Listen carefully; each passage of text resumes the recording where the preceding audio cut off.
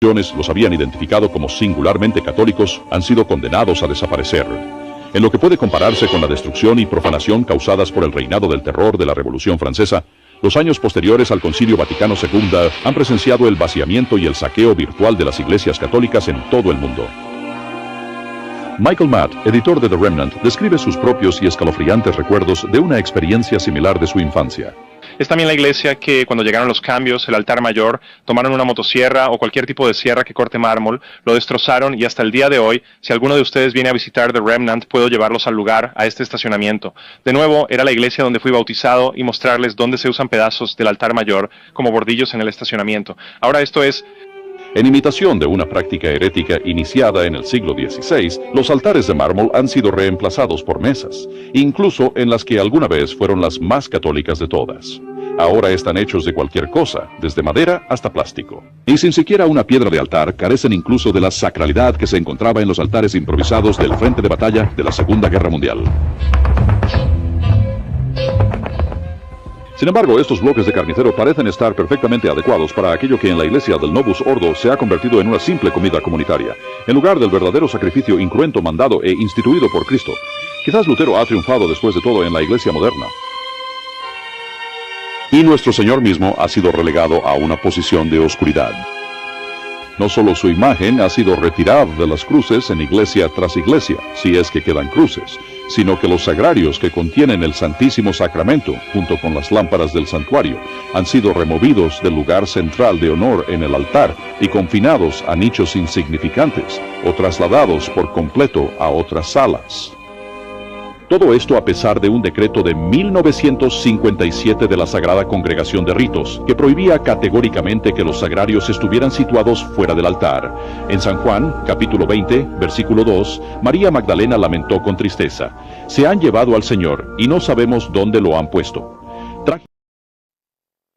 Los modernistas del concilio incluso incluyeron a aquellos que previamente habían atacado las doctrinas fundamentales de la Iglesia, que habían cuestionado la divinidad de Cristo, así como la virginidad perpetua de su bendita madre.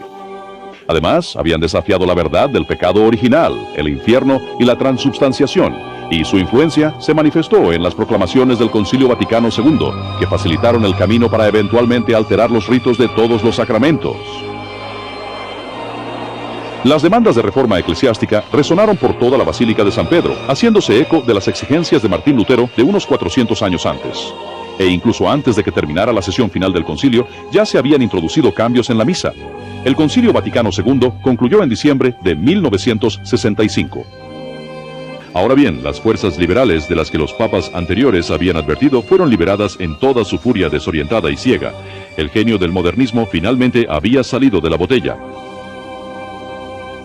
La gente reparte la comunión, todos son ministros de la Eucaristía, mis hermanos y hermanas. Y el espíritu del concilio conduciría al nacimiento del Novus Ordo, el nuevo orden de la misa, y, en efecto, al comienzo de una nueva iglesia. Incluso Pablo VI, siempre un firme defensor del Vaticano II, reconocería más tarde que nubes, tormentas y oscuridad habían seguido al concilio, y que el humo de Satanás había entrado en la iglesia. Pero ni siquiera él podría prever la destrucción y la desecración que se avecinaba.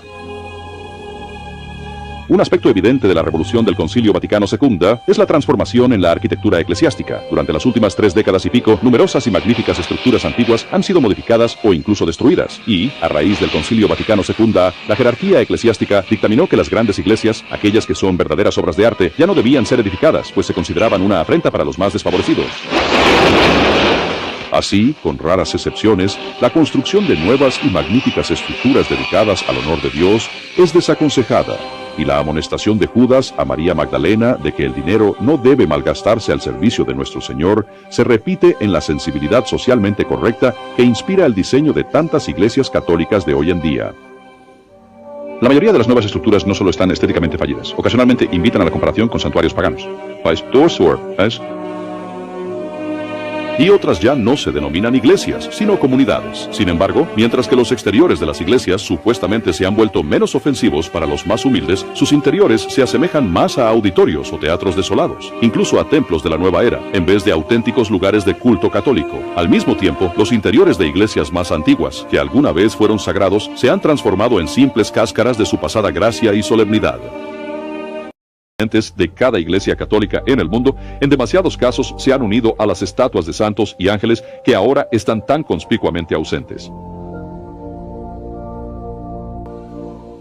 De hecho, si todavía se encuentra alguna estatuaria o alguna obra de arte, es frecuentemente grotesco o de carácter blasfemo, como por ejemplo una representación feminista de la Última Cena o una custodia elaborada a partir de una botella de vino,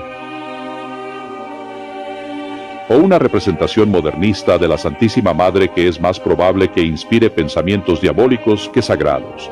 Los crucifijos se han convertido en imágenes abstractas o han sido reemplazados por un Cristo resucitado. E incluso las cruces desnudas de tipo protestante han sido en muchos casos reemplazadas por signos de más. La lista del mobiliario eclesiástico tradicional que ha caído víctima del modernismo es tan larga como triste. Reclinatorios y comulgatorios ya no se construyen en iglesias nuevas y han sido retirados de muchas antiguas.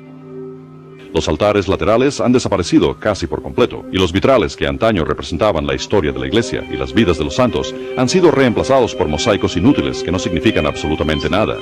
Así de poco queda del espíritu del Concilio Vaticano II. Antiguamente, las iglesias católicas eran lugares de cultos solemnes, donde se mantenían el silencio y la dignidad por reverencia a la presencia real de Cristo. Hoy en día son con más frecuencia lugares de encuentro social, repletos de un ruido irreverente y un bullicio que es propio de una sala de cine o un estadio deportivo. Y en muchísimos casos, la reverente contemplación o la oración profunda que antes eran pilares han sido completamente sustituidas por el baile interpretativo. De la misma manera que la modestia en el vestir sucumbió trágicamente ante los excesos desenfrenados de la década de los 60, hoy en día los tradicionales velos de las mujeres y la vestimenta conservadora de los hombres han cedido su lugar a atuendos que son mucho más adecuados para una simple barbacoa en el patio trasero, si es que acaso resultan apropiados incluso para eso. Además, estos signos externos de falta de respeto no se restringen únicamente a los laicos. Dentro de la iglesia postconciliar, los miembros del clero parecen desear vestirse como laicos en público y comportarse como meros animadores durante la celebración de la misa. Y no solo las ideas fundamentales del cielo, el infierno y el purgatorio están siendo debatidas nuevamente, sino que incluso el concepto mismo del limbo es reinterpretado dentro del santuario. Y en muchas parroquias, el papel del sacerdote se ha vuelto menos el de líder espiritual y más el de trabajador social, o el de activista que parece más preocupado por la llamada corrección política que por salvar almas inmortales. Las monjas también han abandonado casi por completo sus hábitos tradicionales.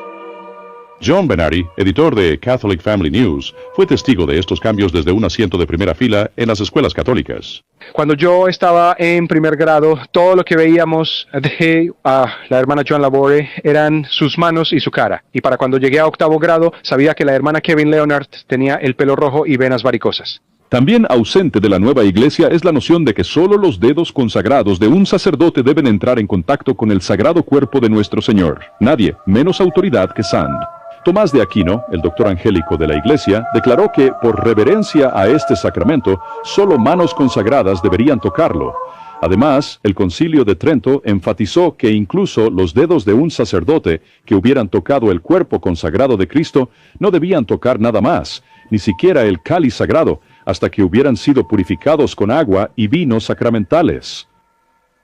Así pues, resulta evidente que ciertos puntos de doctrina esencial referentes a la Santa Misa, como la presencia real de Cristo, la realidad de un verdadero sacrificio y el poder sacramental del sacerdote, han pasado a ser objeto de serias preguntas.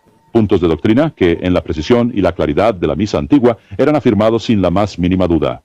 En cuanto a los elementos externos y ornamentos de la misa, entre los cambios más notorios y evidentes se incluyen el servicio de acólitas, a pesar de haber sido inicialmente prohibido por el Santo Padre, y la sustitución del altar tradicional por una simple mesa, la eliminación o retirada del crucifijo, el sacerdote celebrando de cara a la congregación, la Eucaristía ofrecida bajo las dos especies, la comunión recibida en la mano y la introducción de ministros extraordinarios de la Eucaristía. Esta última abominación está permitida en la nueva iglesia a pesar de un juicio autorizado que dictamina lo contrario. Una vez más, las palabras de Santo Tomás, así como la consagración del cuerpo de Cristo pertenece al sacerdote, así también la dispensación le corresponde a él. Estos sacrilegios son nuevas manifestaciones de la triste pérdida de respeto de la nueva iglesia por la presencia real de nuestro Señor en la Sagrada Eucaristía.